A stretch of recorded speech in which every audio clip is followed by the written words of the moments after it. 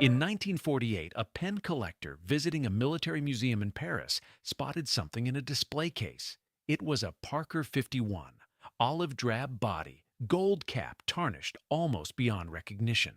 The ugliest Parker 51 he had ever seen. It was the pen that ended World War II, a single factory in Janesville, Wisconsin. Population 40,000. A company started by a telegraphy teacher who arrived in town with $55 in his pocket and a conviction that every pen he had ever sold was broken in ways that did not have to be permanent. That company's products signed the German surrender. They signed the Japanese surrender. They signed the Korean ceasefire. They were in the hands of every American president from Kennedy through Clinton when legislation needed a signature.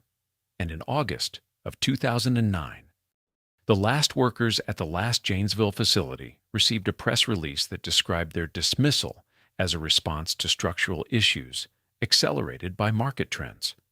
153 people. A press release. This is not a story about pens.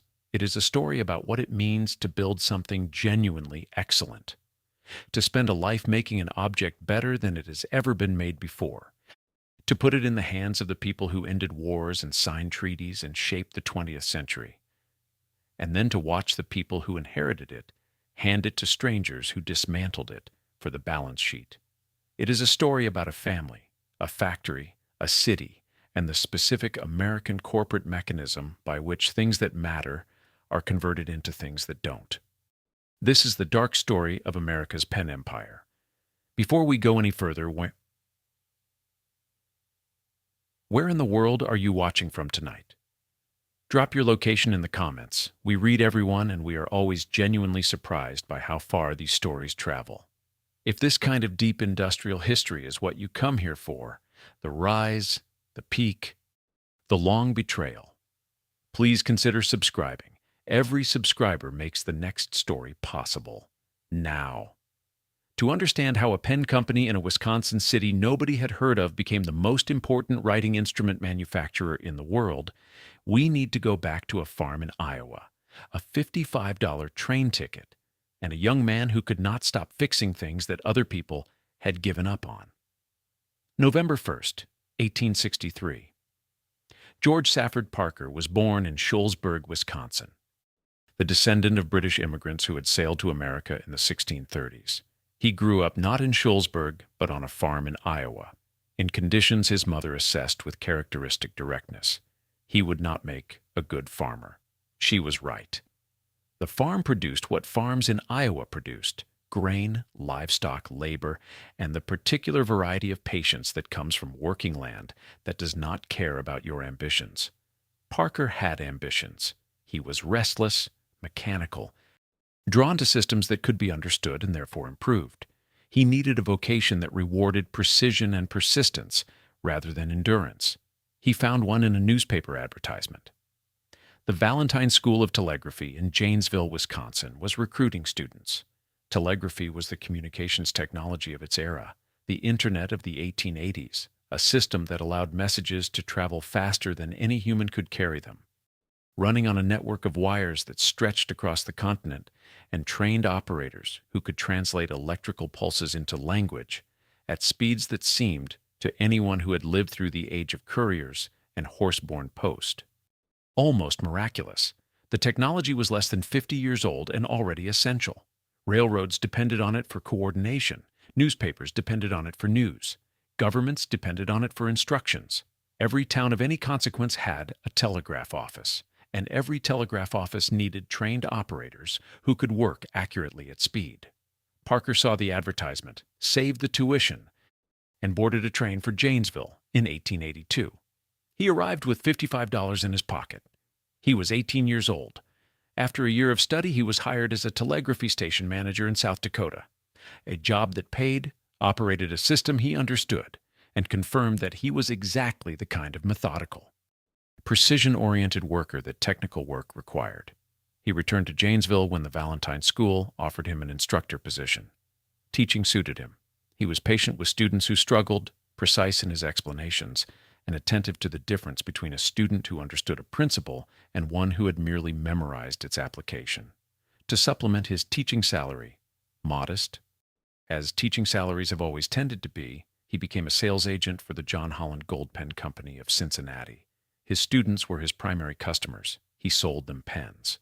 The pens leaked, skipped, dried out, flooded, and generally behaved in ways that their owners found intolerable and their manufacturer found unremarkable. Parker's students returned the pens to him. He repaired them. He returned them. They came back again. He repaired them again. This was not merely inconvenient. It was, to Parker's particular cast of mind, professionally embarrassing. He had sold these objects. He had represented them as functional. He had accepted money from students. His own students, people who trusted his judgment, in exchange for a product that failed them. Every leaking pen that came back across his desk was a small demonstration that the John Holland Gold Pen Company had not solved the problem it was in the business of solving, and that Parker had, by selling their products, implicitly endorsed that failure. He began, in the hours between his classes and his repair work, to think seriously about why fountain pens were so consistently, so structurally, so needlessly unreliable. The main challenge of fountain pen design in the 1880s was one of controlled delivery. A fountain pen had to supply ink consistently when writing was required and contain it completely when writing was not. The physics of the problem, capillary action, atmospheric pressure, the behavior of ink in a narrow channel under varying conditions of temperature, orientation, and usage, were not mysteries. They were known. What was missing was a design that addressed all of them simultaneously, in an object small enough to carry in a pocket, reliable enough to use without anxiety, and manufacturable at a price that did not restrict ownership to the wealthy. The pens then available addressed some of these requirements and ignored others. They held enough ink but leaked it. They sealed reliably when new but failed when worn. They worked in warm rooms and failed in cold ones. They were, in the language Parker would have used, inadequately engineered. Parker became convinced he could engineer them adequately. He began commissioning prototype pens from a manufacturer, paying for them himself from his teaching salary, testing them in his classroom with his students as unwitting evaluators. The feedback was direct. The pen worked, or it came back. He received his first patent for an improved ink feed mechanism on December 10, 1889. He was 25 years old and still a telegraphy instructor. To move from patent to company required money he did not have. He found it in two places. William F. Palmer, a Janesville insurance broker with an appetite for promising investments and the local connections to identify them, wrote a check for $1,000 payable to the Parker Pen Company in exchange for half the patents and half the business. It was a substantial bet on a 25-year-old schoolteacher with a patented pen and no manufacturing capacity. Palmer made it because he had looked at Parker and concluded that the man's particular combination of precision, persistence, and professional embarrassment at failure was the foundation of a business rather than merely a personality trait. Will Jeffress of the Merchants and Mechanics Savings Bank on West Milwaukee Street offered a loan with no collateral. The bank, Jeffress decided, had sufficient faith in the man. No security was required beyond the man himself. The Parker Pen Company was incorporated on February 12, 1892, before a notary public in Neenah, Wisconsin. Its first offices occupied the upper floors of the Myers Grand Opera House on South Milwaukee Street in Janesville, a building whose ground floor hosted theatrical performances, while Parker's enterprise occupied the rooms above, filling orders by hand and testing feeds and making small improvements that accumulated over time into a product that worked as advertised.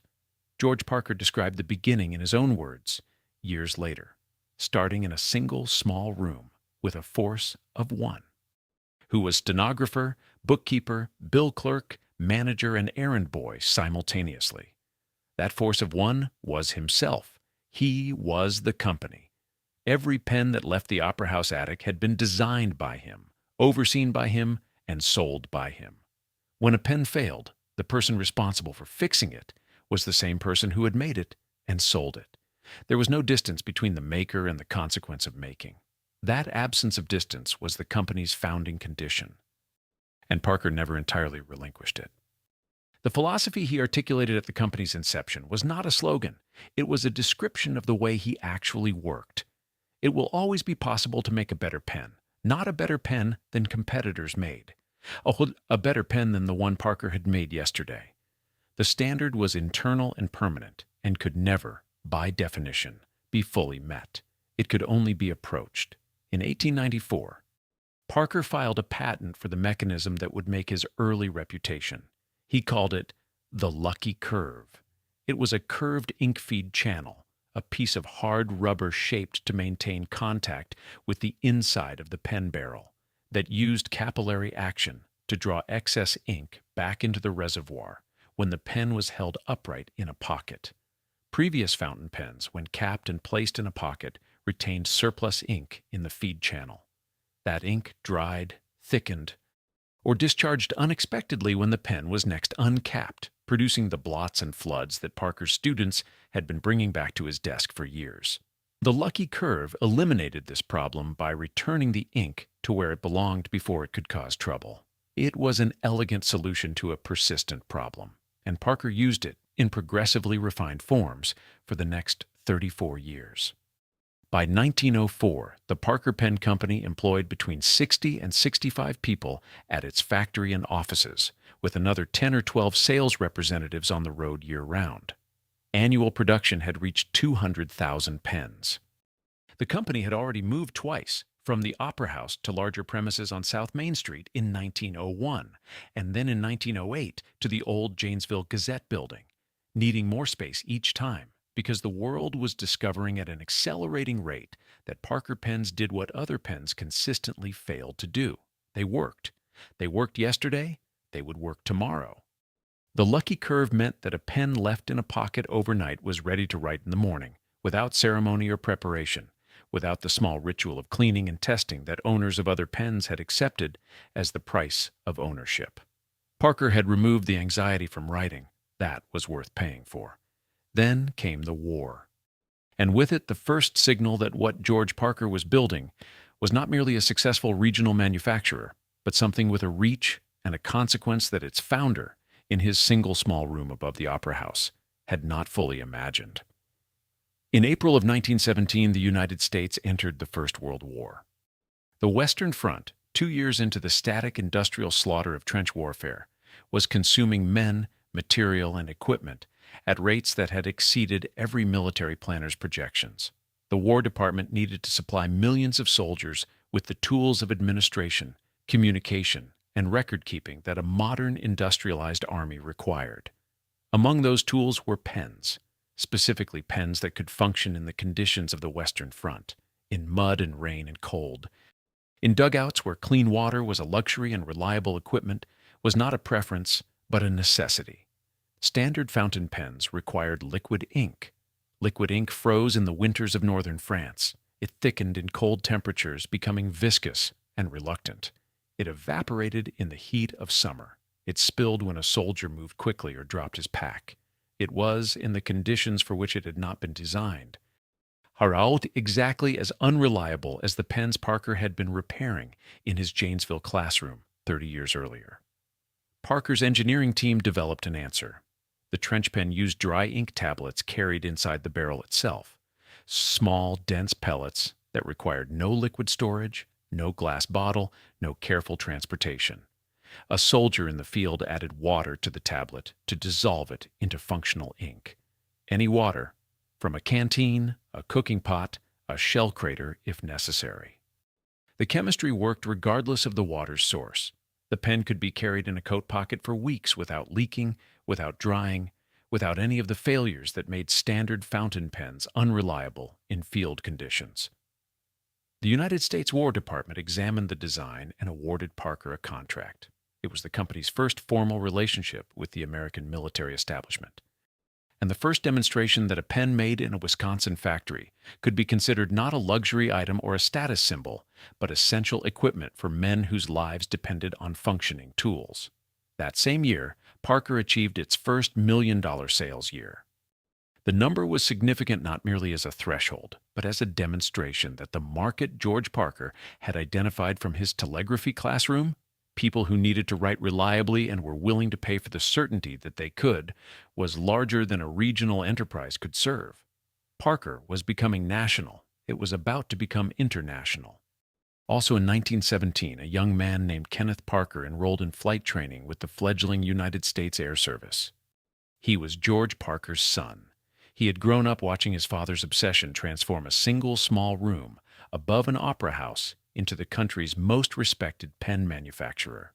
He had inherited the obsession, the conviction that every object could be made to work better than it currently did, that the gap between what a thing was and what it could be was not a given but a challenge. But he had found his own version of it in the sky. Aviation in 1917 was where precision engineering met the physical world most violently and most unforgivingly. A wing that was not correctly designed did not merely underperform, it failed catastrophically, at altitude, without warning. The tolerances required for flight were the most demanding tolerances that any engineering discipline had yet encountered. Kenneth Parker found this clarifying. He was, in this respect, entirely his father's son. When Kenneth joined the Parker Pen Company in 1919, he brought that way of seeing with him. He arrived to find the company in the middle of a building project that would define it for the next 3 decades. In February of 1919, George Parker told the Janesville Gazette that a new factory was necessary. The statement required no elaboration for anyone who had watched the company's growth. It had outgrown the Opera House, outgrown South Main Street, outgrown the Gazette building. The flagship on East Court and Division Streets, directly across from the Rock County Courthouse, on the most visible corner of central Janesville, was to be the permanent home of the Parker Pen Company. Not merely adequate for current operations, but designed for the scale the company intended to reach. The contract was awarded to a Milwaukee construction firm with the understanding the building would be completed by December 1st. 1919. It was not completed by December 1st of that year. A labor dispute between workers and local unions over wage scales delayed construction for 2 months. The specifics were reported in detail by the Gazette.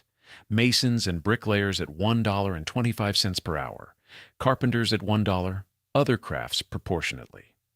The Pen Company construction project, the Gazette noted, was wholly outside the jurisdiction of the local builders' exchange and was expected to have little effect on the separate controversy between local factions.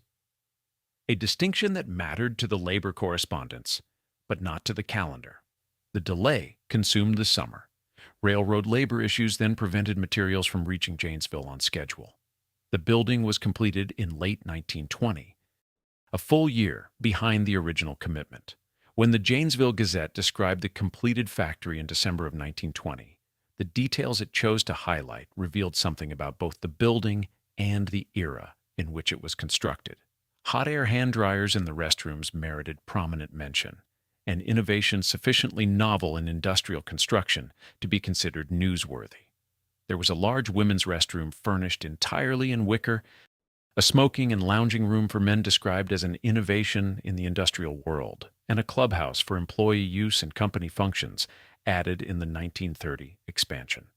These were the features that the newspaper considered its readers would find remarkable: comfort, amenity, consideration for the workforce.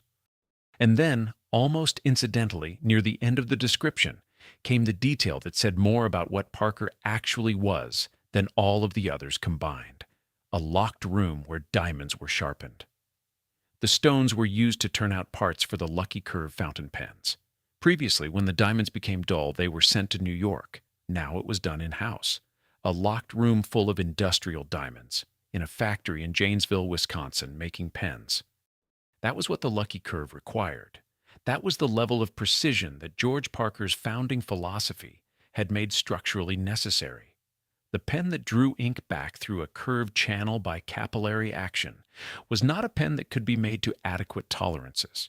It had to be made to exact ones, and exact tolerances, in 1920, required diamonds. By 1930, 500 of the factory's 750 workers were women. They operated the lathes in the screw machine department, turning the pen barrels and caps that would be assembled into the Lucky Curve pens.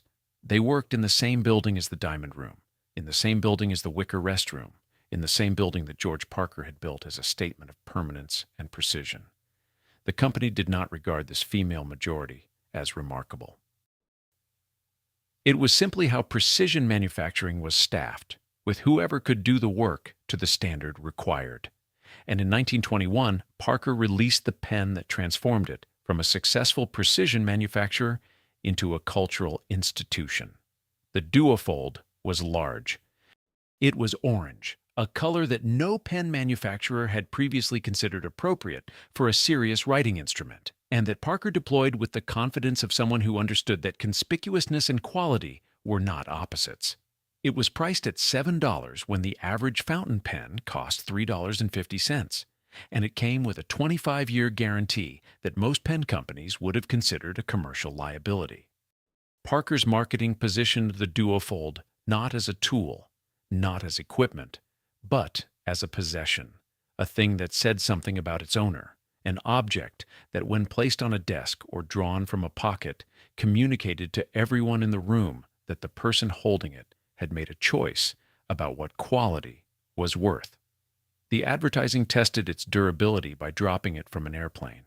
The orange body, bold enough to be visible across a conference table, acquired a nickname that required no further explanation: the Big Red. Within 4 years of the Duofold's introduction, Parker's annual sales had quadrupled. The pen that George Parker had designed from a telegraphy teacher's frustration with unreliable equipment had become the raccoon coat of the pen industry, the object that told the world, at a glance, something about who you were and what you expected from the things you owned. Parker had not merely made a better pen. It had invented the idea of the pen as a statement. Kenneth Parker watched the Duofold's success with the attention of someone who understood that it proved a principle his father had been demonstrating for 30 years, without quite articulating it in these terms: that the market for genuine excellence was not small, and that the way to capture it was not to compete on price, but to make something so clearly superior to everything else available that the price became, for the people who mattered, irrelevant. He was running research at the Janesville factory. He was reading everything available about aerodynamic design. He was thinking about what the two had in common. The Duofold's success financed a global expansion that George Parker led personally. Through the 1920s, he toured Europe, Australia, India, and the Orient, establishing distribution partnerships and subsidiaries that would eventually carry Parker pens to 156 nations. In 1923, the first international manufacturing facility opened in Toronto, Canada. In 1924, a distribution subsidiary opened in England. The company that had started in a single small room above a Janesville opera house was, by the end of the decade, genuinely international. And the Depression, which broke or permanently weakened most of its competitors, did not break Parker. The Lucky Curve and the Duofold had built a financial foundation solid enough to survive the worst economic contraction in American history. Parker emerged from the 1930s with its brand intact, its workforce intact, and its best work still ahead of it. In 1933, a designer named Joseph Platt created the Parker Arrow Clip, the clip that attached the pen to a shirt pocket, shaped like an arrowhead pointing toward the nib. It was Kenneth Parker's concept: aviation again. The arrow implied direction, speed, precision. It first appeared on the Vacuumatic pen of 1933, a model that held more than twice as much ink as any previous Parker pen in a barrel, with a visible ink window. So a writer could see the ink level the way a pilot checked a fuel gauge. The Vacuumatic was an excellent pen, but it was not the pen Kenneth Parker was already designing in his head. He had a problem he wanted to solve. Every fountain pen made, including Parker's own, had the same fundamental flaw: the nib was exposed.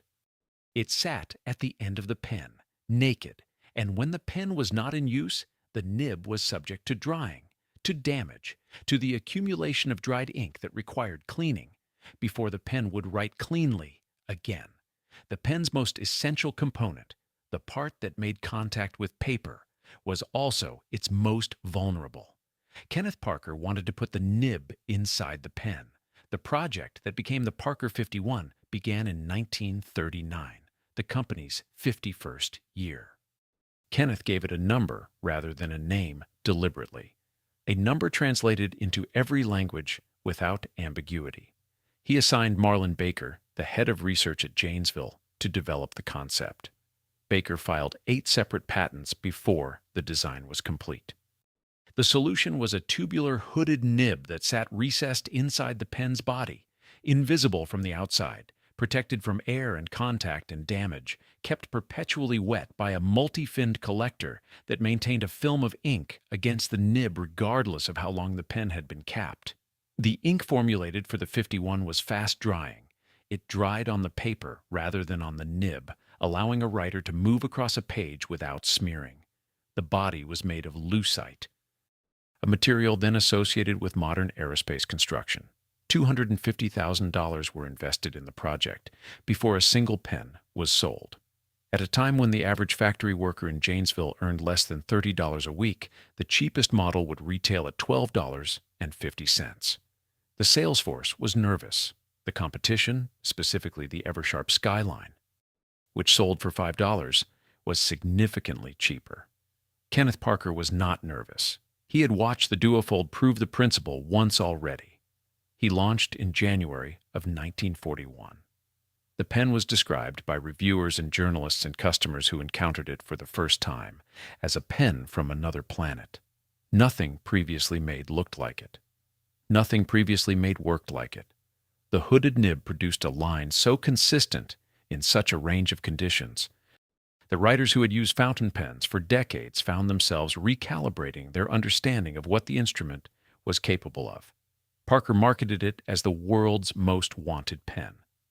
The wartime restriction on consumer goods manufacturing, which limited how many Parker 51s could be produced, made the slogan literally true. The pen was wanted by more people than could obtain it. Parker ran advertisements apologizing for the shortage. People who could not afford a Parker 51 or could not find one to purchase were said to carry only the cap, clipped to the shirt pocket, gold catching the light, to create the appearance of ownership. Total sales of the Parker 51 over its 30-year production history exceeded $400 million. It won the Academy Award for Best Design. Queen Elizabeth II carried a burgundy model from the 1950s onward. The pen became the primary instrument through which the 20th century put its most consequential agreements into writing. The wartime civilian market for the Parker 51 was unlike anything the pen industry had previously encountered, and unlike anything it would encounter again. Writing had become, in the years between Pearl Harbor and VJ Day, an act with a particular emotional weight. Soldiers wrote letters home from training camps and Pacific Islands and North African staging grounds. Families wrote back. The correspondence of ordinary people separated by a war of continental and oceanic scale was the connective tissue of a society under extraordinary strain, and the pen used to write those letters was not an incidental choice. For the families who could obtain one, the Parker 51 was what they reached for when the letter mattered. The pen that could not be produced in sufficient quantity to meet demand was the pen that people waited for, saved for, and, when they finally held one, treated as an object that deserved the weight of what was being written with it. That cultural association between the Parker 51 and the correspondence of the war years, between the pen from another planet and the most human and urgent communication that the war generated, was not something Parker planned or manufactured. It simply accumulated letter by letter across 4 years of a war that made writing feel necessary in ways that peacetime rarely produced. And the most consequential of those agreements came in the spring and summer of 1945, directly because of a chance meeting on an airplane 8 years earlier. In 1937, Kenneth Parker was on a flight to the Philippines. Aboard the same aircraft was a United States Army officer named Dwight D. Eisenhower, traveling to the islands to advise on the organization of Filipino military forces. The two men talked. They found each other agreeable. They stayed in contact. Over the following years, as Eisenhower's military career accelerated through the catastrophe of the Second World War, North Africa, Sicily, the planning of Overlord, the liberation of Western Europe, Kenneth Parker sent him Parker 51 pens, not as marketing, as gifts between friends, Eisenhower wrote back. A letter dated April 1st, 1945, survives in the archive. I was astonished to receive yet another of your beautiful pen and pencil sets. I really think this one is even more attractive in appearance than the others. I must say that the memory of that plane ride in the Philippines in 1937 seems to come back to your mind with remarkable frequency. By that point, the war in Europe was approaching its end. Eisenhower knew it. He also knew that somewhere in the coming weeks, documents would need to be signed. He wrote to Kenneth Parker with a specific request. If a document was signed with Germans, he wanted Parker 51s in the room. 7th of May, 1945. Reims, France, the German instrument of surrender. Eisenhower was not in the room for the signing. Protocol and his own preference kept him at a remove from the German officers. But his Parker 51s were there. His Chief of Staff, General Walter Bedell Smith, signed on his behalf. The pen Eisenhower presented afterward to President Harry S. Truman is preserved at the Eisenhower Presidential Library in Abilene, Kansas. In a display case, Eisenhower later posed for photographs holding 2 Parker 51s and a V for victory sign. The image traveled around the world. In Janesville, Wisconsin, workers on the factory floor turning barrels on lathes, keeping the diamonds sharp in the locked room, filling orders that had been backlogged for 2 years because the war had consumed the production capacity, saw what their work had been part of. September 2nd, 1945. The deck of the USS Missouri anchored in Tokyo Bay. General Douglas MacArthur signed the Japanese instrument of surrender. He used a different Parker pen for each of the multiple copies of the document, distributing the pens afterward as souvenirs. For the primary signing, he used a red 1928 Parker Duofold, the Big Red, the same model that had quadrupled the company's sales in the 1920s, which belonged to his wife. She received the pen back after the ceremony. 2 Parker pens. 2 surrender ceremonies. 2 world wars ended by instruments made in a factory on East Court and Division Streets in Janesville, Wisconsin. The pen that George Parker had designed from a telegraphy teacher's frustration with unreliable equipment had been present at the most documented moment of the 20th century. The Korean armistice at Panmunjom was signed with Parker 51 pens. The Potsdam Agreement, Truman, Attlee, and Stalin together at a table, was signed with a Parker. Every piece of American legislation from Kennedy's inauguration through the Clinton years carried Parker ink. Parker was not merely the pen of choice. It was the pen of record. The company that sold pens in 156 nations was the pen that the world reached for when what was being written could not afford to be written badly. After the war, Parker built accordingly. The company emerged from the Second World War with over 1,500 Wisconsin employees and a home factory that was, by any measure, no longer adequate. The flagship building on East Court and Division was nearly 30 years old. It had been designed for the scale of the early 1920s, expanded in 1930 to accommodate 700 workers, and then pushed far beyond that capacity by the wartime production demands that the Parker 51 had generated. The production backlog, pens that had been ordered during the years of wartime rationing, advertised relentlessly to a civilian market that could not yet buy them, desired by people who had been waiting since 1941 for a pen that the war had made impossible to obtain, was enormous. It would take years to clear. Expansion was not a strategic option. It was an operational necessity. In 1953, Parker opened Aero Park. The site was on North Parker Drive, a street that had been renamed for the company, a civic recognition of Parker's centrality to Janesville that made its geography literal. On the north side of the city, 28 acres, 226,000 square feet of manufacturing and administrative space, state-of-the-art automated machining equipment, the most sophisticated available in post-war American industry. The building was designed by architects who understood that a factory could also be a statement: clean lines, modern materials, a physical expression of the confidence that a company building its 5th decade of continuous growth had earned. Aero Park was not merely a facility, it was an argument about the future. Parker was not a company that had happened to be successful. It was a company that had decided to remain so. And Aero Park was the infrastructure that decision required. At its peak, the Janesville operation employed 2,000 people. Parker Drive ran north from the center of the city to Aero Park, and along its length, every business, every house, every school existed in the orbit of what the factory produced and the wages it distributed. The only larger employer in Janesville was General Motors, whose assembly plant on the south side of the city mirrored Parker's position on the north. The two institutions between which the city's economic life was suspended, the two payrolls on which two generations of Janesville families had built their homes, raised their children, and calculated their futures. Between them, they were Janesville, not in the sense that they owned it. They employed it, which is a different and more complete relationship. A city whose two largest employers together account for the majority of its skilled manufacturing workforce is not merely dependent on those employers in an economic sense. It is shaped by them in every other sense as well, in the trades it teaches, in the ambitions it cultivates, in the sense of what reliable work looks like and how long it lasts and what it provides. Janesville knew what Parker provided. It had known for two generations.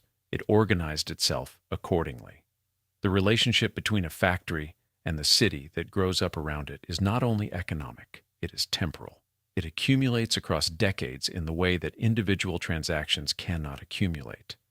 In the institutional memory of a school system that knows what skills the local industry requires and teaches accordingly, in the social geography of neighborhoods whose character was shaped by the shift patterns of the plant down the road, in the intergenerational transmission of knowledge that moves not through formal training, but through the specific, unteachable form of knowing that comes from watching a parent return from the same building year after year, with the particular competence and the particular fatigue of someone who makes things for a living. Janesville had that relationship with Parker in the way that mill towns have it with mills and steel towns have it with furnaces. The factory was not merely where some residents worked, it was part of the city's account of itself. When Parker workers walked the floor at Aero Park, they were not simply employees of a pen manufacturer. They were the latest generation of a specific and local tradition of precision manufacturing that stretched back to a telegraphy teacher who had arrived with $55 and an unwillingness to accept that things had to be made as badly as he found them. That tradition was real. It was embodied in the people who carried it, and it would prove, in the end, to be exactly as fragile as all such traditions are when the institution that sustains them is removed. By 1974, Parker's annual sales had passed $100 million. The company operated in 156 nations. Manufacturing facilities ran in Canada, the United Kingdom, Denmark, France, Mexico, Pakistan, India, Germany, Brazil, and Argentina.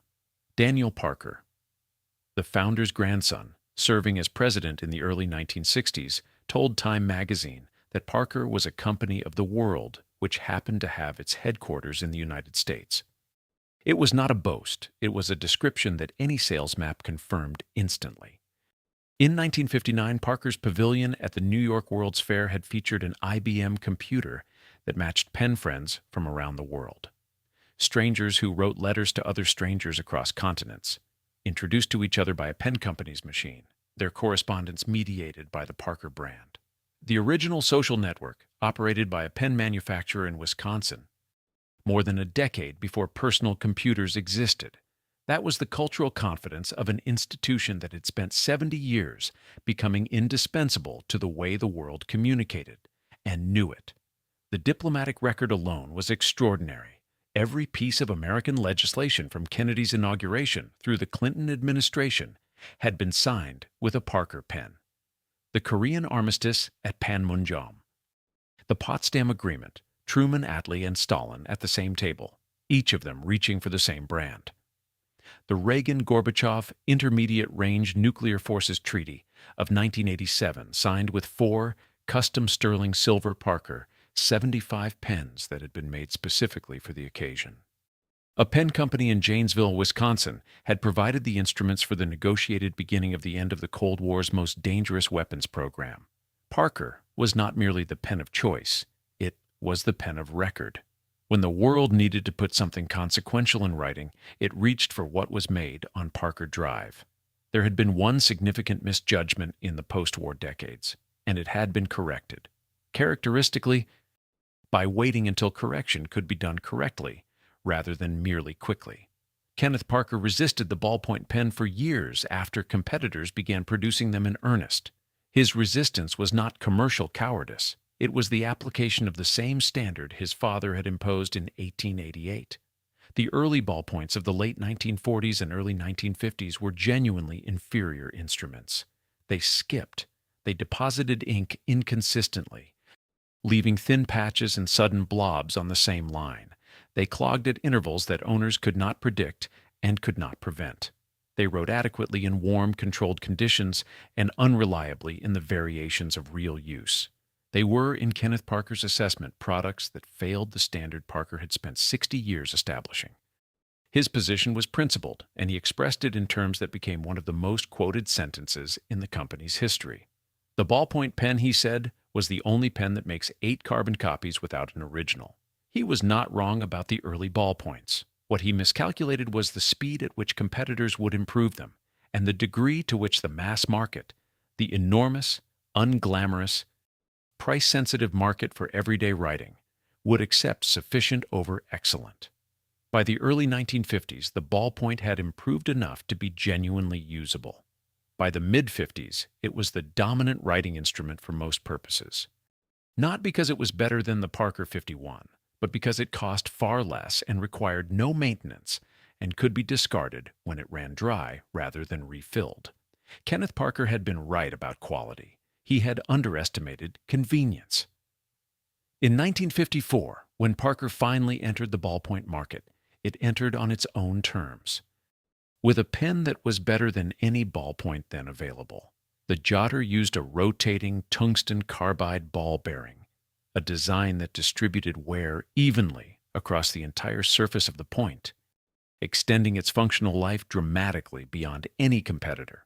It wrote 5 times longer than the best ballpoints on the market. It sold 3.5 million units in its first year at prices between $2.95 and $8.75.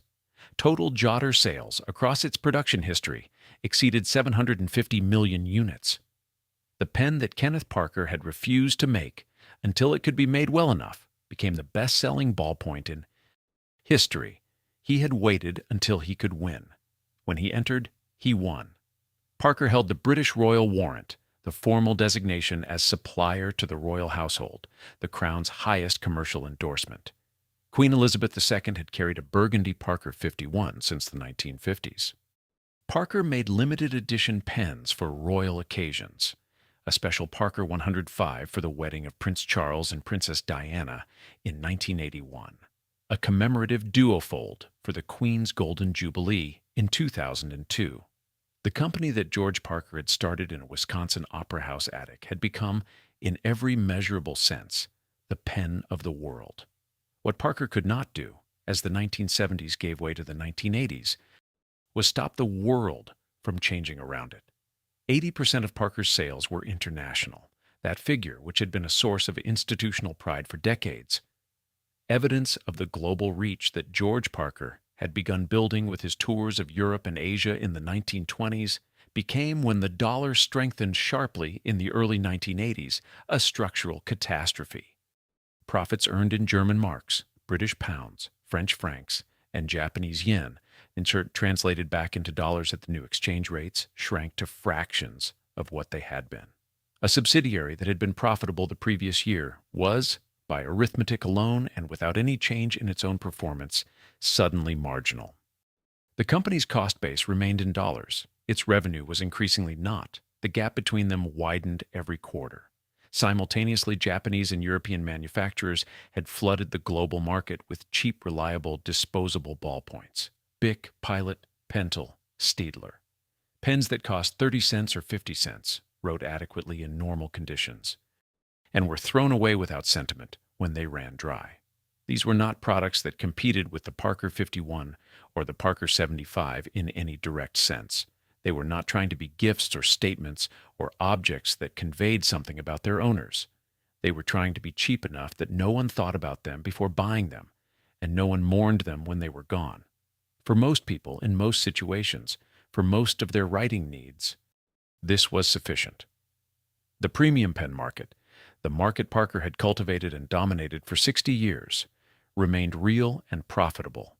But it was not growing the way the mass market was growing, because the mass market was growing in the direction of disposability, and Parker had never built for disposability. The company entered the 1980s overextended, currency exposed, and losing the mass market to competitors it had not taken seriously until they had already taken the market. It needed a strategy. What it got was a strategist who had never made a pen. In January of 1982, the Parker board appointed James R. Peterson as president and chief executive. Peterson had come from R.J. Reynolds, the tobacco company. He had watched the Marlboro Man campaign transform a regional American cigarette brand into the best-selling cigarette in the world through the sheer force of a single, consistent, globally applied image. One cowboy, one landscape, one message, every country, every market, every language. The Marlboro Man had demonstrated something Peterson believed was a universal principle of consumer marketing, that a sufficiently powerful brand identity, applied with sufficient consistency, could override the particular preferences of any local market. He wanted to do for Parker what the Marlboro campaign had done for Marlboro. He wanted a global identity so total and so consistent that it would make the 60 years of carefully developed regional relationships, the accumulated institutional knowledge that Parker's country managers had spent careers building, unnecessary. Peterson moved the moment he arrived. He cut the product line from 500 items to 100, eliminating in a single administrative decision the results of 4 decades of product development conducted by people who understood what their specific markets needed. He reduced the payroll. He consolidated manufacturing operations across facilities. He commissioned a new production plant at a cost of $15 million, equipped with the automated machinery he believed would make Parker's manufacturing efficient enough to compete on the price points that the mass market required. And he fired the advertising agencies, all of them. The firms that had spent years, in some cases decades, understanding their specific markets, developing campaigns precisely calibrated to local tastes, producing work that had been proven to sell Parker pens in the countries where those pens needed to be sold. He replaced them with a single global agency, Ogilvy and Mather. One campaign, one layout, one message, every country, every language, every customer, regardless of where they lived or what they valued or how they thought about writing instruments. Among the firms terminated was Low Howard Spink in London. Parker's UK subsidiary had been the company's most profitable single division, and Low Howard Spink had been the agency responsible for that profitability. Their campaigns were among the most acclaimed commercial work in British advertising. Bold, specific, memorably attuned to the British sensibility in ways that a standardized global campaign produced in New York could never be. One of their advertisements had shown a dead plumber with a large Parker pen protruding from his chest, a piece of dark visual comedy that communicated the pen's reliability through complete absurdity, and that sold pens because it was funny and unexpected and entirely recognizably British. It would never have survived Peterson's approval process. It did not have the approved horizontal layout. It did not have the Parker logo in the approved position. It was exactly the kind of excellence that could not be reproduced by committee or replicated by formula. And it was exactly the kind of excellence that Peterson's strategy eliminated. The $15 million factory broke down, not occasionally, repeatedly. The automated systems that were supposed to make Parker manufacturing more efficient produced defective pens in quantities that the quality control operation could not manage. Costs at the facility ran substantially above projections from the first months of operation. The machines that were supposed to make Parker competitive on price were making Parker uncompetitive on quality, which was the one competitive advantage the company had spent 100 years building and the one it could not afford to lose. The centralized global campaign produced its own failures. The most documented was in Mexico. A Parker advertisement designed for the North American market carried the line, "It won't leak in your pocket and embarrass you." The word embarrass was translated for the Mexican market using the Spanish word embarazar. The translator, working from a standardized brief produced by the centralized agency without input from the Mexican subsidiary whose managers had been fired or overridden, did not know. or did not check that embarazar means not to embarrass, but to make pregnant. The advertisement that ran across Mexico read, "It won't leak in your pocket and make you pregnant." The subsidiary managers who had understood the Mexican market had been eliminated from the process. The centralized process that replaced them had not. The brand damage was not confined to a single translation error. It was structural. The premium pen, the instrument of Eisenhower and Gorbachev and every American president, was being pushed into mass-market retail channels alongside cheap competitors, positioned at price points that communicated discount rather than distinction. Customers who had carried Parker pens as a form of self-expression, who had paid $12.50 for a Parker 51 when $5 bought an adequate competitor because the difference was not merely functional but meaningful, began finding their pen in the same display stands as the products it had always defined itself against. The brand did not merely suffer. It was diluted in the specific, irreversible way that premium brands are diluted when they are sold to customers who have not chosen them. When people begin to see a Parker pen and think of it not as something they selected, but as something they were offered, the thing that made it worth selecting has already been damaged. By 1985, Parker had recorded losses of $22 million. Peterson resigned in January of that year. The board that had appointed him, and that bore responsibility for the strategy it had endorsed, began the work of assessing what the preceding 3 years had cost and whether it could be recovered. The assessment was not encouraging.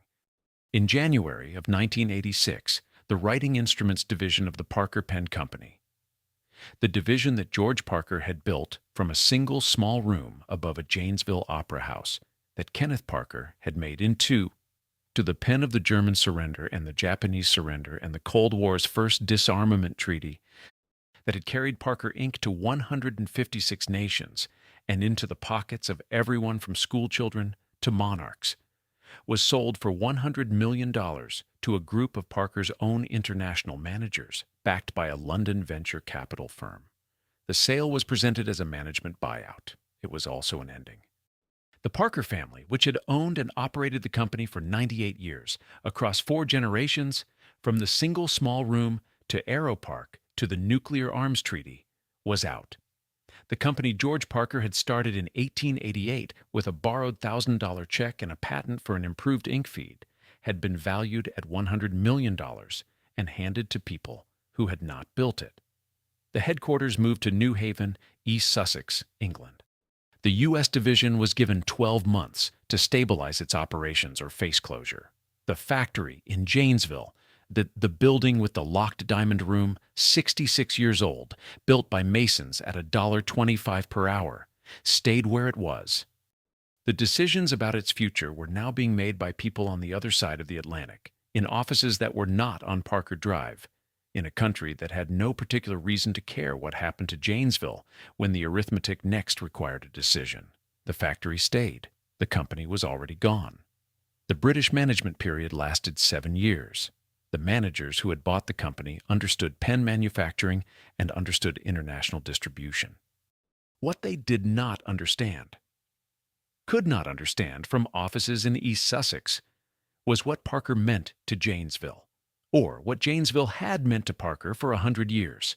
They ran the operation competently by the measures that venture capital-backed acquisitions are measured: revenue, margins, product rationalization. They did not run it as a stewardship. They ran it as a holding. In 1993, the Gillette company purchased Parker for an undisclosed sum and announced that all manufacturing operations would be consolidated in the United Kingdom. For Gillette, the acquisition made straightforward strategic sense. The company already owned Papermate, one of the world's best-selling ballpoint brands, and adding Parker gave it both ends of the writing instrument market, the premium and the mass.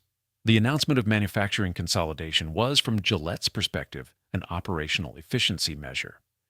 From Janesville's perspective, it was the beginning of the end of a relationship that had been the foundation of the city's economic identity since before anyone currently working at the factory had been born.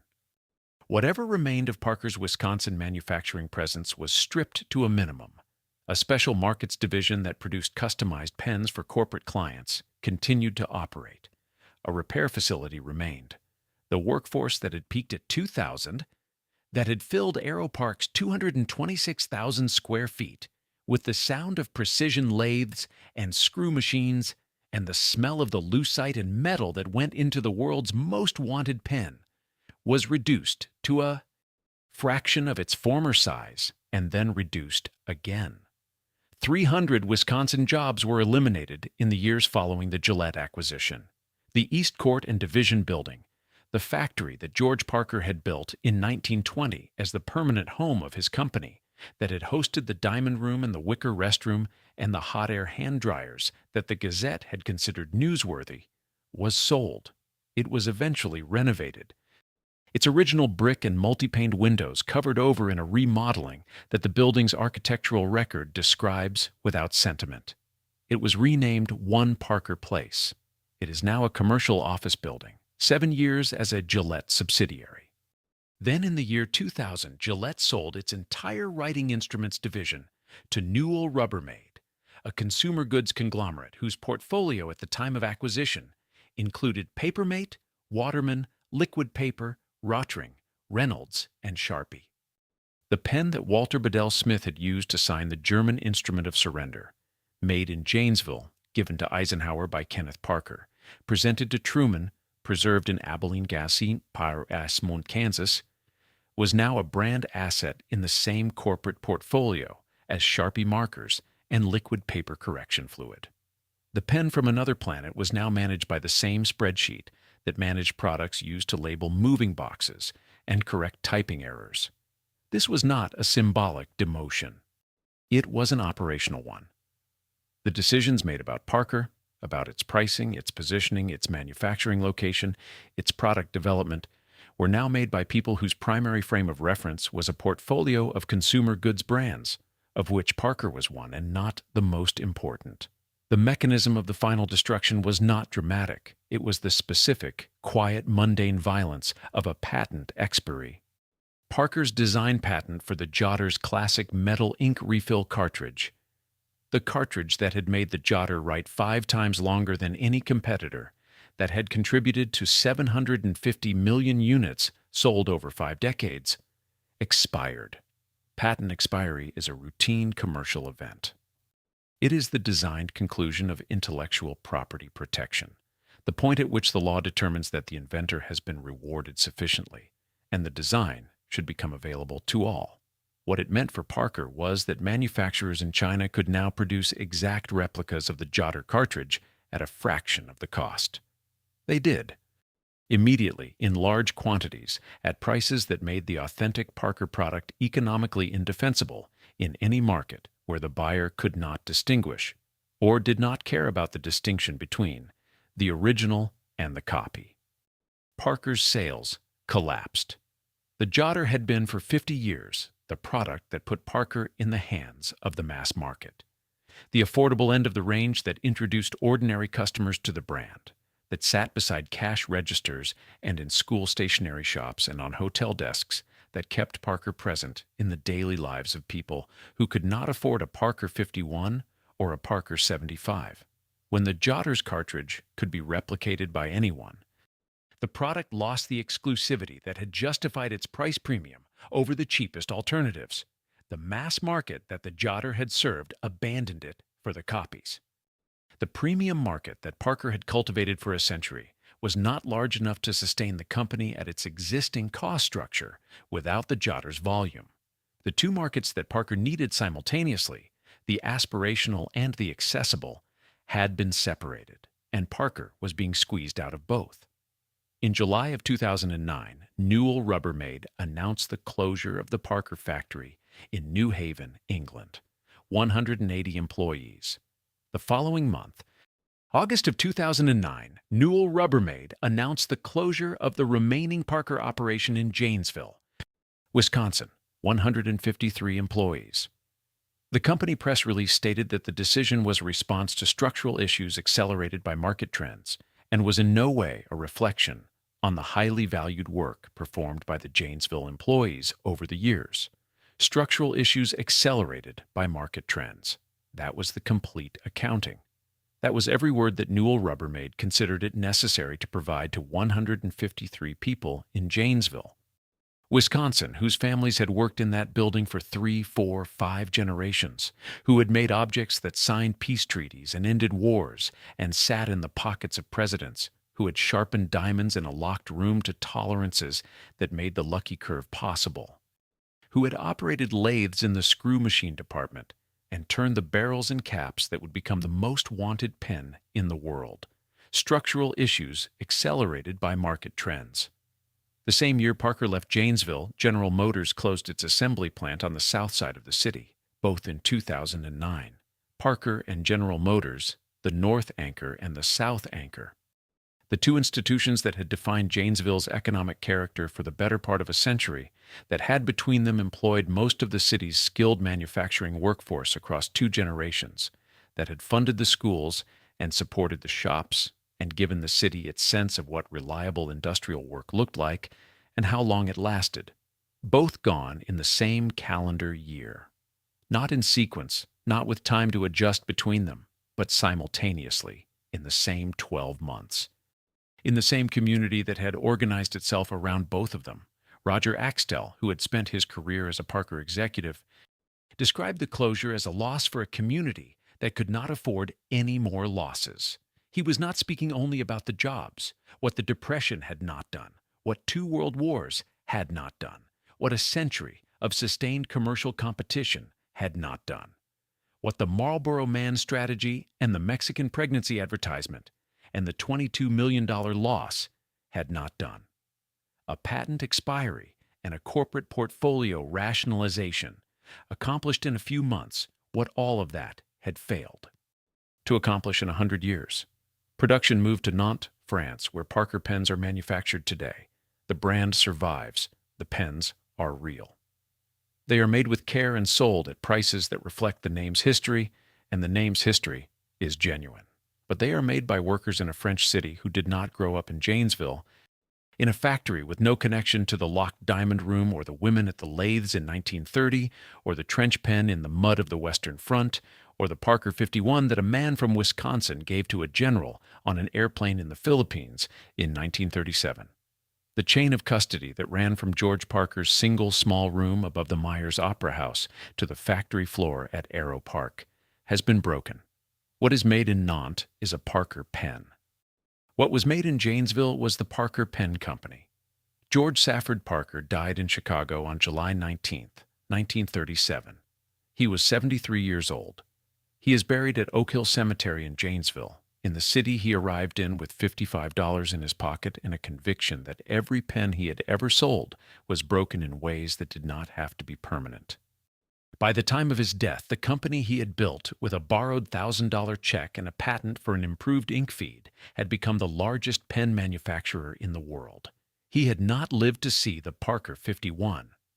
He had not lived to see the surrender ceremonies or the Cold War Treaty or the Royal Warrant or the World's Fair Pavilion with its IBM matchmaking machine or the day his grandson sold the company to British investors or the press release about structural issues, or the morning in August of 2009 when 153 workers on Parker Drive were told that the thing they had built and the thing their parents had built was done. The high school in Janesville is still named after him. George S. Parker High School. The street where Aero Park stood is still called Parker Drive. In Abilene, Kansas, in a display case at the Eisenhower Presidential Library, there is a Parker 51. Olive drab body, gold cap tarnished with the particular oxidation of 75 years of enclosure.